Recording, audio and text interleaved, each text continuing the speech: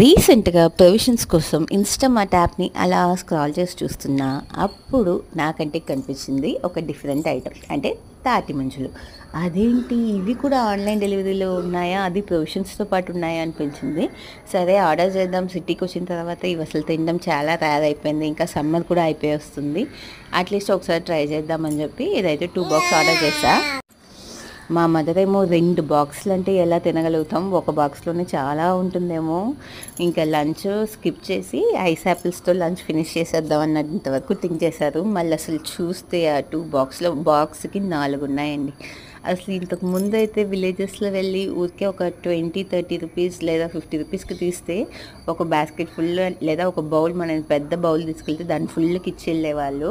అంటే ఒక్క తాటి ముంజు 50 పైస్, 1 రూపీ, 2 రూపీ ఆ రేంజ్ అన్నీ దాటి ఇప్పుడు ఒక తాటి ముంజు 12 రూపాయలు, 20 రూపాయలు అన్న స్టేజ్కి అయితే వచ్చేసింది. మరి మీ ఏరియాలో దీని ప్రైస్ ఎంతో చెప్పండి. ఇంకా సమ్మర్లో టేస్ట్ చేశారా ఈ సమ్మర్కి?